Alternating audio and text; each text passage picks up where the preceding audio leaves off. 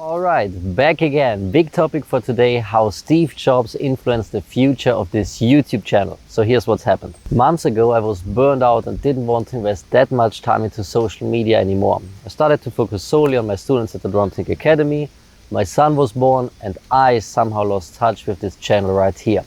Now that I have things sorted out and got free time available again, I want to invest this time into this YouTube channel right here. And actually I started like I always do, with a blank piece of paper where I write down everything that goes through my head, every single idea that comes to mind within a couple of minutes. So at the end I had a page full of notes about crazy ideas. To be honest, it was really chaotic at first, but when I looked at it again, it was easy to extract the 3 core guiding principles for all of our future YouTube videos. Those 3 are: number 1, I want to do something new that's exciting for me personally.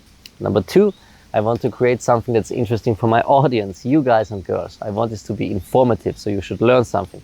And number 3, this should be fun to create. I know already that I can only dedicate about 5 hours per week at max for this channel. I want this to be sustainable, and if I create a plan which will take me longer than those 5 hours, then I won't be able to post consistently. I've released a variety of different things on YouTube in the past. Drum teacher reacts videos, vlogs, regular drum lessons, drum covers and so on. But none of these formats ticked all 3 boxes for me. Some were exciting for me, but it was not really valuable content. Some were interesting, but it wasn't much fun to record them and so on.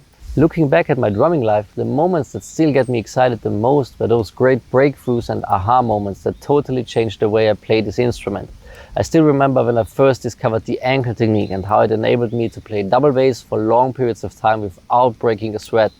Those moments where it just clicked. I also remember the conversations I had with our teachers at the Drumtech Academy.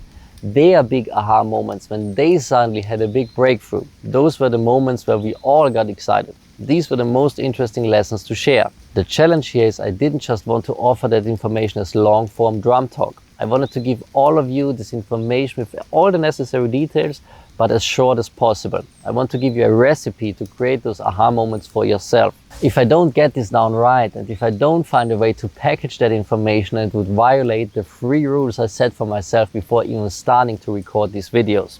So back to the drawing board. After some time I realized that I was getting nowhere with this. So I stopped and did what every reasonable drummer would do. Go to my practice pad and start to practice random rudiments. At the same time I had some YouTube videos about mindset on autoplay in the background. Videos of Kobe, Michael, Elon, and then finally Steve Jobs. And then suddenly one Steve Jobs quote hit me like a brick. After hearing this one, I knew what I had to do. The Steve Jobs quote I'm talking about is, "You can't connect the dots looking forward, you can only connect them looking backward." So if I wanted to create outstanding useful tutorials, I had to ask better questions. I had to take all the drummers that are guests here on my channel on a journey back to their drumming past. That's where all the secrets and learnings are hidden. At that moment I realized that it's not about what we drummers are doing when we create such a breakthrough on the drums.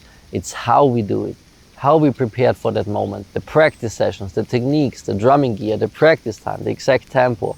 And it's my job to collect all the right ingredients that these drummers use to achieve those desired results. I need the exact recipe and then share this with all of you so you can do the same at home. Since then, I've been working on defining the right questions to get those recipes for all of you. And the one big question that builds the center of all upcoming interviews and videos is, if you had to start all over again without the technical skills and musical knowledge, what advice would you give your younger self to make all of this easier, get quicker results and have fun at the same time?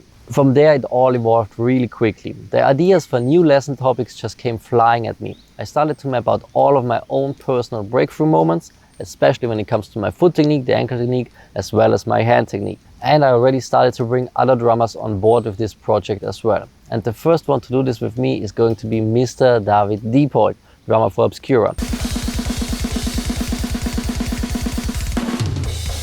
I'm looking forward to recording one of our first episodes with him this week. I'm excited, hope you're excited too. We will release the first new tutorial video for all of you pretty soon. Comment below if you want me to interview a specific drummer in this new series. That's it for this video. Have a great day. Cheers from Vienna. Bye bye.